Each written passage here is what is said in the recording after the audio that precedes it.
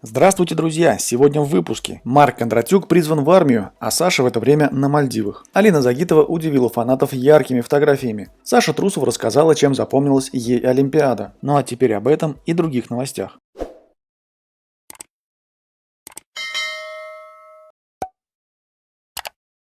Чемпионка мира 2015 года и серебряный призер 2021 года в женском одиночном катании Елизавета Туктамышева опубликовала новые фото с отдыха на Мальдивах. Туктамышева в белом костюме позирует на пляже на фоне заката. «Смотреть в сторону новых горизонтов», подписала впечатляющие снимки Туктамышева. Отметим, что вместе с Елизаветой на Мальдивах отдыхает серебряный призер Олимпийских игр 2022 Евгения Тарасова. Туктамышева – многолетняя воспитанница Алексея Мишина, чемпионка мира и Европы 2015 года. В сезоне 2021-2022 Елизавета заняла 7-е место на чемпионате России и не смогла отобраться на чемпионат Европы и Олимпийские игры 2022 в Пекине. 25-летняя Туктамышева, коронным прыжком которой является тройной аксель, освоила также четверной тулуп и намерена продолжить карьеру. Серебряный призер Олимпиады 2022 Александра Трусова рассказала, какие впечатления от игр в Пекине стали для нее самыми яркими. Александра, все говорят, что Олимпиада – это ни на что не похожее соревнование. Волнений перед стартом было больше, чем обычно. Удивительное дело, но я совершенно не волновалась перед короткой программой.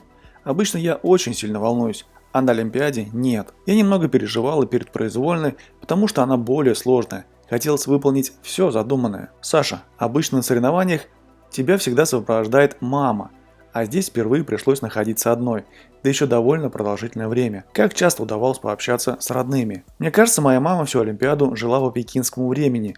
Я просыпаюсь, иду на завтрак, а она мне звонит или пишет. Спрашивает, как у меня дела, что я делаю. Очень часто общались по видеосвязи.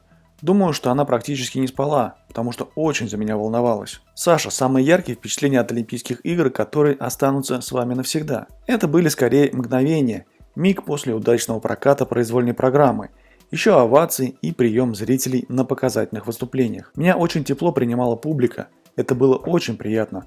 Вообще меня везде хорошо там встречали. Китайцы очень дружелюбны и приветливые, сказала Трусова. Также Трусова поделилась впечатлениями об условиях в Олимпийской деревне. Саша, как бы вы закончили фразу «Олимпиада – это»? Уникальный отрезок моей жизни. Это время невозможно сравнить ни с чем. В течение всей своей спортивной карьеры я мечтала об этом событии и напряженно к нему готовилась. Последний месяц перед Олимпиадой – это месяц ни с чем не сравнимого, колоссального напряжения и неопределенности. Мы готовились к Олимпиаде в Красноярске и каждый день сдавали тесты на коронавирус, что тоже добавляло нервозности. Саша, Олимпиада оказалась такой, как вы ее представляли себе? Реальность и мечты очень сильно отличаются. Я всю жизнь мечтала, чтобы вся моя семья могла поболеть за меня на Олимпийской трибуне, а в реальности все вышло как-то скомканно. Саша, а в остальном атмосферу игр успели почувствовать? Вы же все время проводили в основном на катке и в Олимпийской деревне. Да, так и было. Условия в Олимпийской деревне были хорошие. Мы с девочками жили в квартире, где было 3 комнаты с отдельными санузлами и общей гостиной. У нас были кровати с пультом управления, но я им так и не воспользовалась. Вставали мы очень рано, потому что тренировки начинались рано, а до тренировки надо было обязательно сдать тест на коронавирус. Затем шли на завтрак. Из еды мне запомнилось персиковое мороженое и персиковый напиток. Это было очень вкусно. Весь период, пока мы находились в Пекине, наши тренировки на льду длились 35-40 минут. Сначала 1 раз в день, потом 2 раза в день. Поэтому я, как правило, тренировку начинала сразу с прыжков, чтобы успеть их отработать. После льда была возможность позаниматься в зале. В обед я обязательно спала, потому что вставала очень рано. Затем вторая тренировка. Рядом с Олимпийской деревней был торговый центр, где продавались разные сувениры. Особым спросом пользовался символ Олимпиады панда Бин-Дунь-Дунь. Продавались они строго по одному экземпляру в одни руки. Продавцы узнали меня, очень обрадовались и попросили вместе сфотографироваться. Я, конечно, согласилась. За это мне разрешили купить целых 3 панды. Хотя это было непросто провести через кассу, сказала Трусова. Олимпийская чемпионка по фигурному катанию Алина Загитова продолжает развивать свою медийность и активно ведет социальные сети. В своем телеграм-канале Загитова опубликовала снимок нового образа в обтягивающем зеленом топике с блестками.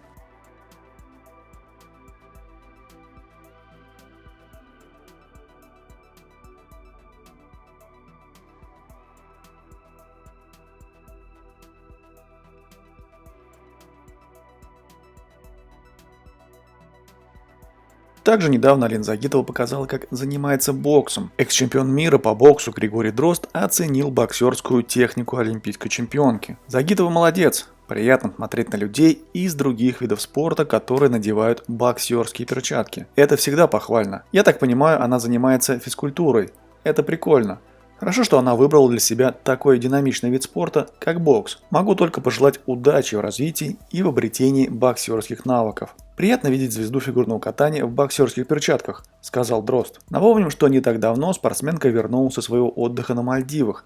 В одном из своих обращений Алина заявила, что хочет вернуться и продолжить отдыхать. Однако, судя по всему, красотка уже с головой ушла в работу. Стало понятно, почему призер Олимпиады Александра Трусова улетела в отпуск на Мальдивы без своего возлюбленного, олимпийского чемпиона Марка Кондратюка. Пара в последнее время много времени проводила вместе, но сейчас подопечная Этери Тутберидзе продолжила отпуск без Марка. И это, скорее всего, не свидетельствует о проблемах в отношениях звездной пары фигуристов. Просто Кондратюку пришло время исполнить воинский долг. Он призван на действительную службу в российскую армию. В наше неспокойное время подобная новость звучит тревожно, но в действительности будущему сезону Марка в фигурном катании ничего не угрожает. Олимпийский чемпион 2022 года в командных соревнованиях, фигурист Марк Кондратюк призван в армию и будет проходить срочную военную службу в спортивной роте ЦСКА в подмосковной Балашихе. Так говорится в сообщении пресс-службы армейского клуба,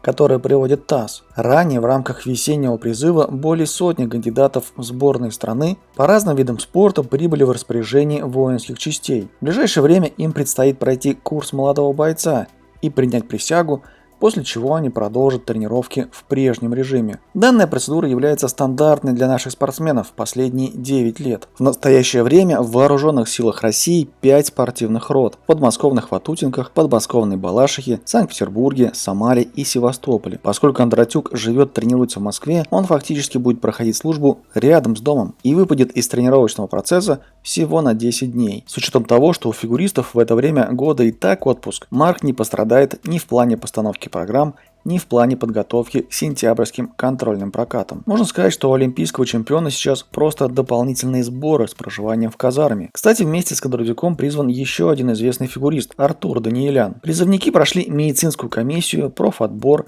получили вещевое имущество, банковские и персональные электронные карты, а также комплект средств индивидуальной защиты, маски, перчатки, бахилы. Об этом говорится в сообщении на официальном сайте ЦСКА. В ближайшую неделю рядовые пройдут курс молодого бойца, 40 часов занятий по тактической, огневой и инженерной подготовке. Солдаты изучат общие воинские уставы, военную топографию, сдадут зачеты по физической и строевой подготовке, выполнят нормативы по РХБА, защите и обеспечению безопасности военной службы. Срок действительной военной службы по призыву в нашей стране сейчас составляет 12 месяцев. Однако это огромное время для спортсменов, за которое без присмотра тренеров и без регулярных соревнований легко потерять форму. Поэтому по традиции, после прохождения курса молодого бойца и присяги, бойцы спортрот командируются в распоряжении Центра спортподготовки сборных России, а по факту едут домой и продолжают свою обычную жизнь, с той разницей, что оставшийся срок службы они юридически остаются солдатами, со всеми вытекающими последствиями в случае нарушения дисциплины или каких-то неприятностей с законом. Кроме того, они должны быть готовы явиться в казарму по первому зову, но в принципе это касается всех военнообязанных граждан Российской Федерации. Для Кондратюка на этот срок ничего не поменяется, даже в плане принадлежности к спортобществу. Он и так тренируется у Светланы Соколовской на катке ЦСКА. Теоретически он может даже не прерывать на время службы учебу в ВУЗе. Насколько справедлив подобный облегченный режим армейской службы для спортсменов – вопрос спорный. С одной стороны, есть примеры, когда элитные атлеты отдавали долг родине в строевых частях и потом возвращались на топ-уровень. С другой, риск потерять восходящую звезду в момент перехода из юниорского во взрослый спорт слишком велик. Поэтому для кандидатов в сборной предлагается компромиссный вариант, который позволяет им не искать лазеек в законах и соблюсти все процедуры без ущерба для спортивной карьеры.